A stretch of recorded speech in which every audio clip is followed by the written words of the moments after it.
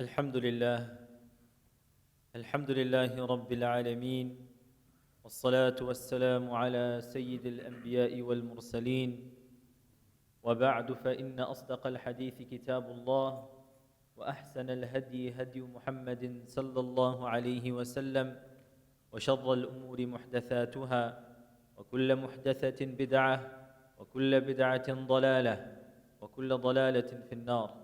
قال الله تبارك وتعالى: يا أيها الذين آمنوا اتقوا الله حق تقاته ولا تموتن إلا وأنتم مسلمون.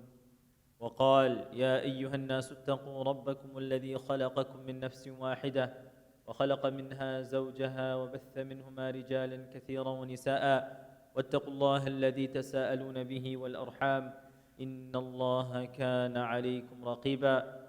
وقال: يا أيها الذين آمنوا اتقوا الله وقولوا قولا سديدا يصلح لكم أعمالكم ويغفر لكم ذنوبكم ومن يطع الله ورسوله فقد فاز فوزا عظيما. وقال عليه الصلاة والسلام: كن في الدنيا كأنك غريب أو عابر سبيل. The system of life that we live in is such that we assume people who are younger are going to live longer, and people who are older and more senior are nearing their demise. This is apparent in our conversations as well. A person reaches their 60s, their 70s, perhaps even their 80s. They begin to write down their will. They begin giving final advices to their family, and they're preparing to leave this life. A child is 5, 10, a teenager who's 15, perhaps a young adult who is 20. When we speak to them, our conversation is entirely different. I will say to the youngster that, look, you're in high school right now. Soon you're going to go to college. Make sure you study well. Then you're going to graduate. Aspire for a great job. You're going to have a family. You're going to settle. You're going to buy your first car, your home, your first job, your first paycheck. You have a bright future ahead of you. That is the nature of our conversation. And that is fine. That's how we operate in this world. But as Muslims, we understand that the reality of the life we live in is very different. We all have a time in which we arrive, a sequence, grandfather first, child next, then the grandchild, great-grandchild. That sequence cannot be reversed. But when it comes to leaving this world, we all know, personally, I know people who their great-grandchildren passed away before them. In my own family, I know someone, the great-grandchild has passed away, the great-grandparent is still alive. That's the nature of the life. Rasulullah sallallahu alaihi wasallam, he conveyed this message to us. But what's beautiful is the way and manner in which he conveyed this message is embodied in prophetic emotional intelligence. How so? Let me paint the picture. One afternoon, Abdullah ibn Umar radiallahu ta'ala an, a young adult, he's walking by himself, as we would say, has a bright future, has his entire life ahead of him. The Messenger of Allah sallallahu alaihi wasallam happens to be passing by. He sees Ibn Umar, and he seizes the opportunity to strike a conversation with him. So he approaches him, and he is going to tell him information that is a reality, but it's very heavy information. So to preface this information, he doesn't just dump it on him, he doesn't just throw it on him. Abdullah ibn Umar says, I'm walking, I noticed the Messenger of Allah, فَأَخَذَ بِمَنْكَبِي. The Prophet ﷺ, he goes and he touches my shoulder. This is the equivalent of if I walk outside and I see a youngster and I place my hand around his shoulder out of affection and love and compassion. You know, when we're buddies and we're friends, when somebody's senior, you don't just put your hand around their shoulders, you shake their hands out of humility. But if somebody's young and you want to show them some love and compassion, you put your hand around their shoulder and you walk with them. So he begins to walk with him in this very affectionate manner. So he set the stage, he set the tone. He's earned that comfort zone from Ibn Umar. And now he tells him advice that may seem counterintuitive to an average person, but it's very true. He addresses Ibn Umar. And mind you, Ibn Umar is a young adult. He's in his early 20s. He says to Ibn Umar, كن في الدنيا كأنك غريب أو عابر سبيل. Oh, Ibn Umar, you're young. People are going to tell you you have a bright future ahead of you. People are going to tell you your opportunities are limitless. That's fine. But never exclude from the equation a reality that each and every one of us has to face. Myself, you, my grandchild, anyone. We all have to face this reality. And that is, death can come at us at any point, whether I'm prepared or not prepared. So what does he say to him? He says, كن في الدنيا كأنك غريب. Oh, Ibn Umar, live in this life as though you are a foreigner, as though you are a stranger. Gharib in Arabic is a foreigner. Someone, let's say for instance, I have relatives coming to visit from another country. They're here on a visa for a month, 2 months. They're going to leave eventually. That's a gharib, that's a foreign person, not here forever. When a person's a foreigner, they only use what they need and they move on. If I'm going to visit, let's say for instance, I'm going for Umrah, and I go there, I'm going to be there for a week, 2 weeks max, perhaps 3 weeks, do my Umrah, visit the places, and then come back. I'm not going to go there, build a home, build a nice backyard, a playground for my kids, buy a number of cars. I won't, because I'm only there for a short amount of time. And then I'm going to leave. So the Messenger of Allah alayhi salam, he addresses Ibn Umar, and he doesn't tell him, oh, Ibn Umar, I want you to be scared, you're going to die soon. He doesn't speak like that. The Prophet alayhi salam is intelligent, he's wise. Instead of giving him this reality, if you think about it, that is the reality. No matter how old I am, I'm going to leave this world at a particular time. He doesn't just throw it at him like that. Rather, he says, live in this life like you're a foreigner. You're here for some time. The moment it's time for your return ticket, you're going to have to go. Whether you're ready or you're not ready. This is the first analogy. The second analogy, some narrators would say this is tanawwu'. The Prophet ﷺ, he's giving him two different analogies. Some commentators say, no, this is shakkur rawi. Perhaps the Prophet ﷺ said one of these two things. Nonetheless, it's informative for us. The Prophet ﷺ, he starts first by saying, live like a foreigner. But the second analogy that's provided is even more vivid.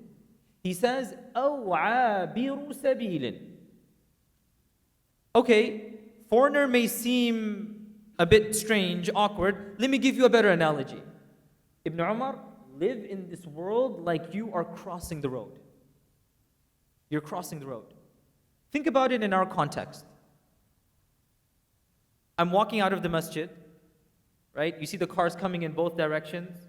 I want to get to the other side, right? I get out of the masjid, I take a left, I go down the street, I'm walking. I want to get to the other side of the road. What do I see right away? I'll see cars coming fast. Cars coming this way, cars going that way.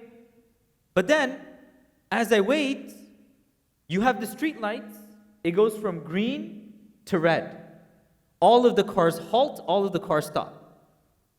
Then, I'll notice the walk sign, it goes from a red stop to a white person walking. What does that tell me? I can start walking. That is abiru sabil. I start to walk. So I'm taking my time. I'm walking. I'm crossing the street. The cars can't move. Then what happens? That walk sign turns into a flickering red hand. And the countdown begins. 10, 9, 8, 7, 6. I have to pick up my pace and quickly get to the other side, because if I don't get to that other side quickly enough, the cars are going to start honking. And worse yet, somebody can even hit me. So I start moving quickly. That is the analogy that the Prophet ﷺ is giving. Abiru sabil. Somebody crossing the street, a traveler going from one side to the other. I come in this life, it's as though I press that button, the lights change from green to red, the walk sign goes from red to white, and I start walking. And every breath I take, I'm inching closer and closer and closer. But ultimately, when that sign turns red, whether I'm ready or not, the cars are going to move. The angel of death is going to come. And Rasulullah sallallahu alaihi wasallam, he conveys this so vividly by saying, Ibn Umar, kun fi dunya ka'annaka gharib aw abiru sabil. The reason why the context, the sababul wurud, the context in which the Prophet ﷺ conveyed this message is so integral for our purposes is because in the society we live today, conversations about death are seen as morbid and taboo. People simply do not want to talk about the reality that we will leave this world. Sit in a room with atheists, people who do not believe in an afterlife. You can talk about football, you can talk about sports, you can talk about cars, you can talk about anything. Everybody's interested. You can talk about the most lame, uninteresting information, everybody's going to listen to you. You switch the conversation, you start talking about death, illness, people feel queasy, people feel uncomfortable, people will start leaving the conversation in the room. They'll say, listen, just don't talk about that. It actually happened to me once. I took a flight from South Africa back to America while I was studying, and the person sitting next to me was a non-Muslim, and I thought, let me speak to them about Islam. I'm dressed in a way the person may have some questions, and I talked to them about everything. I was talking about the justice of Islam, I was talking about the beauty of the Prophet ﷺ, I was talking about akhlaq, everything. The moment the conversation turned to death, that person didn't want to speak to me anymore. The person started getting uncomfortable. They started changing the conversation, and I could tell immediately how uncomfortable they are.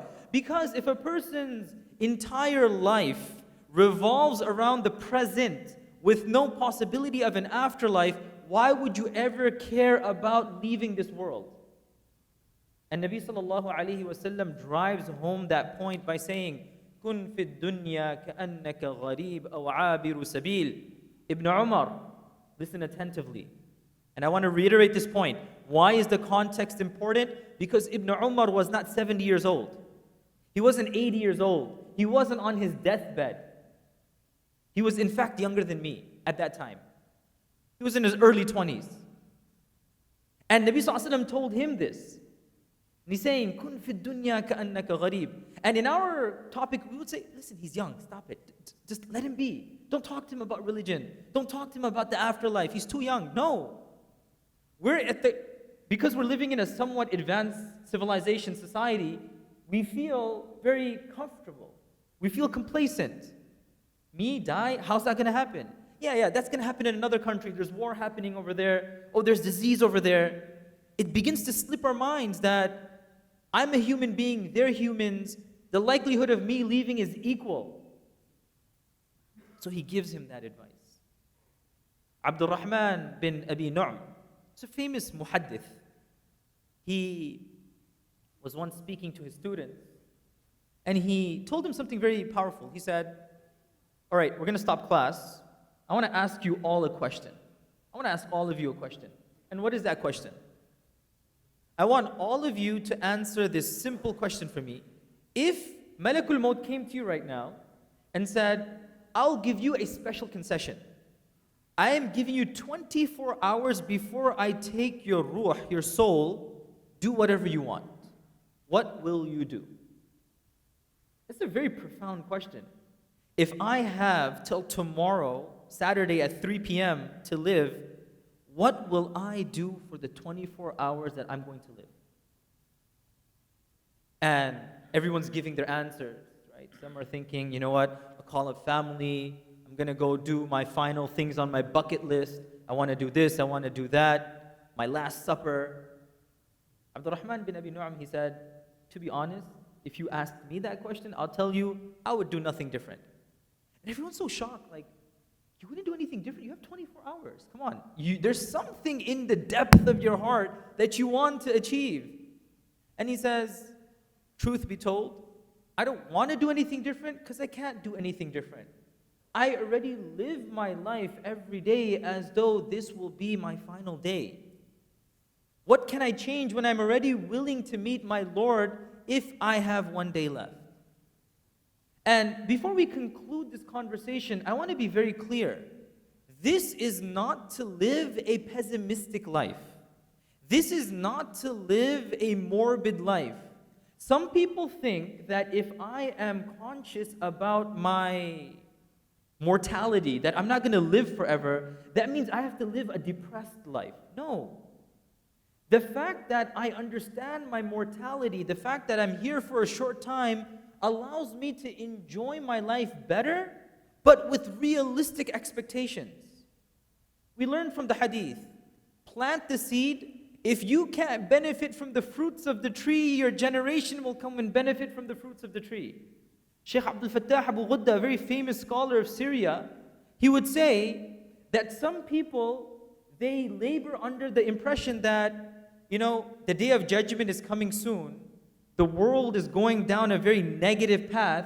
Let me not do anything anymore. Why? Because the world is so negative. Why should I do any good when ultimately I can only go so far? Dajjal is coming soon. The Mahdi is going to come soon. This is happening.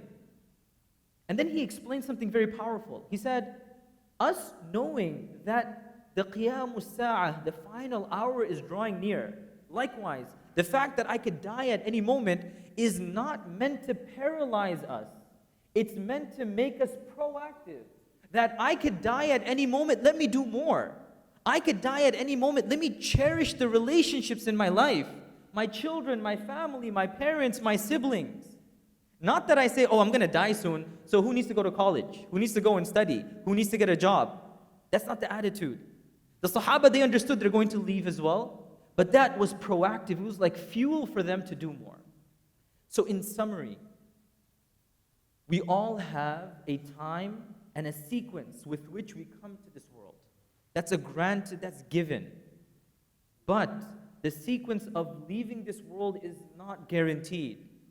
And as I've mentioned, there are instances that I know personally, a great-grandchild leaving this world at the age of 3 weeks, and the great-grandmother is still alive at the age of 103 in my distant family. And that is such a shocking reality. So when we go through our lives, whether I'm in high school, whether I'm in elementary school, whether I'm in college, I just graduated, I just got married, I just had my kids, I got my first pay raise, I bought my home, we're all enjoying. That's fine. Enjoy. وَأَمَّا بِنِعْمَةِ رَبِّكَ فَحَدِّثْ. Enjoy the blessings of Allah. But in the background, let's never forget about our mortality. Let's never forget that I'll enjoy it being conscious of the reality that this can leave me at any time. And this reality is not meant to paralyze me. It's supposed to make me proactive and allow me to do more good. We ask Allah subhanahu wa ta'ala to inspire us to prepare for a future that draws us closer to Allah subhanahu wa ta'ala, and make us prepared for that day when we will meet Him and no one else will be there to support us besides our own deeds. أقول قولي هذا وأستغفر الله لي ولكم ولسائر المسلمين فاستغفروه فيا فوز المستغفر.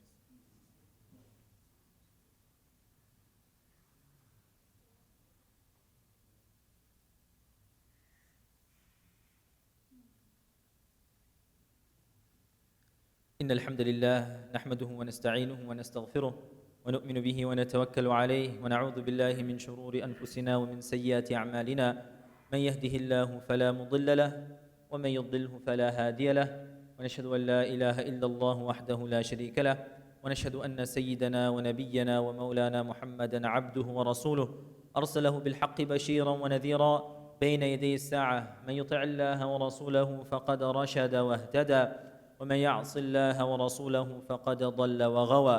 أعوذ بالله من الشيطان الرجيم. إن الله وملائكته يصلون على النبي يا أيها الذين آمنوا صلوا عليه وسلموا تسليما. اللهم صل على سيدنا ونبينا ومولانا محمد وعلى آله وأصحابه وأزواجه وأتباعه أجمعين. قال الله تبارك وتعالى: محمد رسول الله والذين معه أشداء على الكفار رحماء بينهم تراهم ركعا سجدا يبتغون فضلا من الله ورضوانا سيماهم في وجوههم من أثر السجود ذلك مثلهم في التوراة ومثلهم في الإنجيل كزرع أخرج شطأه فآزره فاستغلظ فاستوى على سوقه يعجب الزراع ليغيظ بهم الكفار وعد الله الذين آمنوا وعملوا الصالحات منهم مغفرة وأجرا عظيما. وقال عليه الصلاة والسلام الله في أصحابي لا تتخذوهم غرضا من بعدي فمن أحبهم فبحبي أحبهم ومن أبغضهم فببغضي أبغضهم. ربنا آتنا في الدنيا حسنة وفي الآخرة حسنة وقنا عذاب النار. اللهم أرنا الحق حقا وارزقنا اتباعه وأرنا الباطل باطلا وارزقنا اجتنابه. اللهم اغفر لحينا وميتنا وشاهدنا وغائبنا وصغيرنا وكبيرنا وذكرنا وأنثانا. اللهم من أحييته منا فأحيه على الإسلام ومن توفيته منا فتوفه على الإيمان. اللهم إنا نسألك موجبات رحمتك وعزائم مغفرتك والغنيمة من كل بر والسلامة من كل إثم. اللهم لا تدع لنا ذنبا إلا غفرته ولا هما إلا فرجته ولا دينا إلا قضيته ولا مريضا إلا شفيته ولا حاجة من حوائج الدنيا والآخرة هي لك رضا إلا قضيتها ويسرتها يا أرحم الراحمين. آمين يا رب العالمين. قال الله تبارك وتعالى فاذكروني أذكركم واشكروا لي ولا تكفرون. يا معشر المسلمين أقيموا الصلاة وسووا صفوفكم.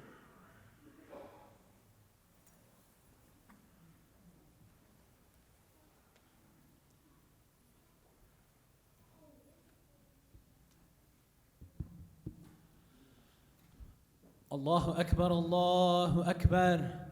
أشهد أن لا إله إلا الله. أشهد أن محمد رسول الله. حي على الصلاة حي على الفلاح. قد قامت الصلاة قد قامت الصلاة. الله أكبر الله أكبر. لا إله إلا الله.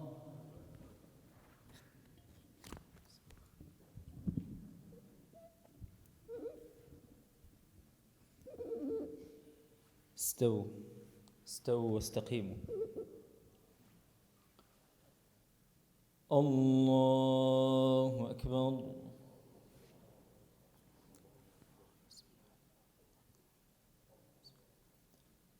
الحمد لله رب العالمين الرحمن الرحيم مالك يوم الدين إياك نعبد وإياك نستعين اهدنا الصراط المستقيم صراط الذين أنعمت عليهم غير المغضوب عليهم ولا الضالين.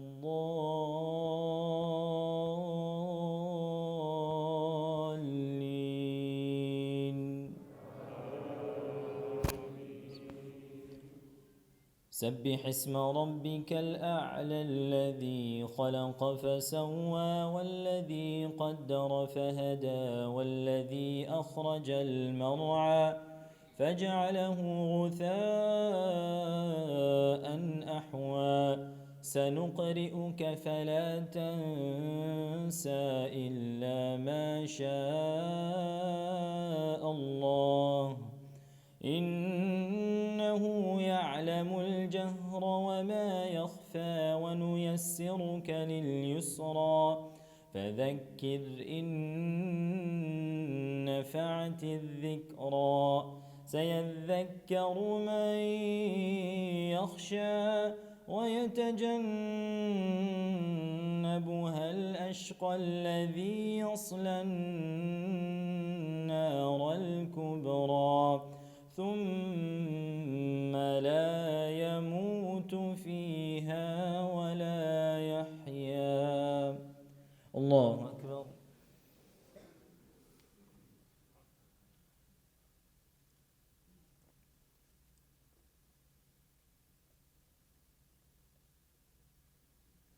سمع الله لمن حمده.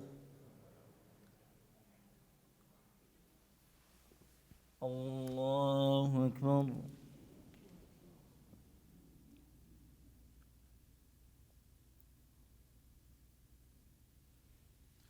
الله أكبر.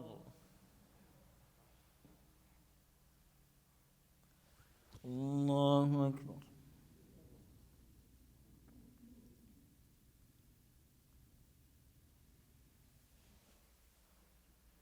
الله أكبر. الحمد لله رب العالمين الرحمن الرحيم مالك يوم الدين إياك نعبد وإياك نستعين اهدنا الصراط المستقيم صراط الذين أنعمت عليهم غير المغضوب عليهم ولا الضالين.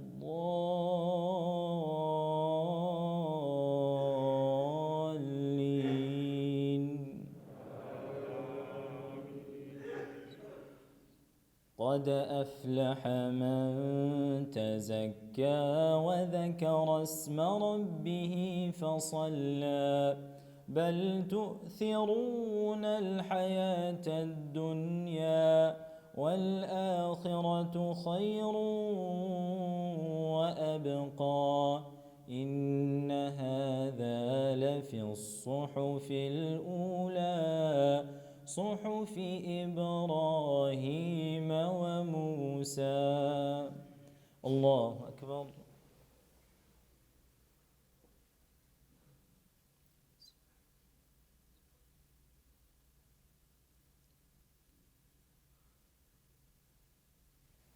سمع الله لمن حمده.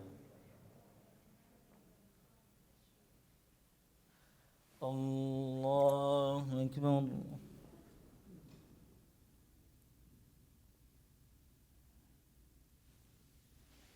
الله أكبر. الله أكبر.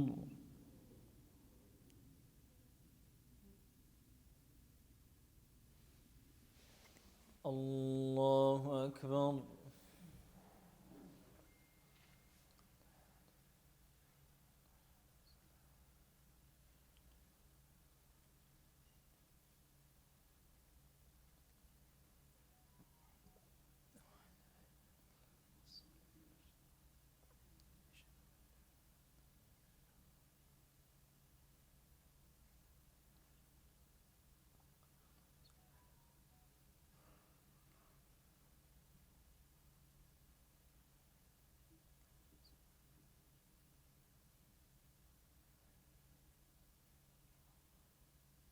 السلام عليكم ورحمة الله.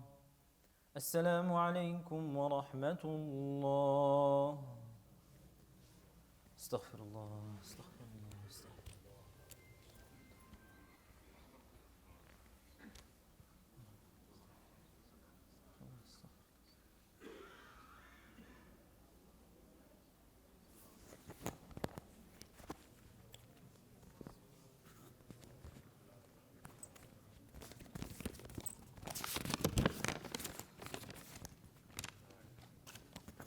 Assalamu alaikum wa rahmatullahi wa barakatuh. Just first of all, the brothers are leaving, so I just wanted to remind that, alhamdulillah, this masjid, the lights and the fans and everything.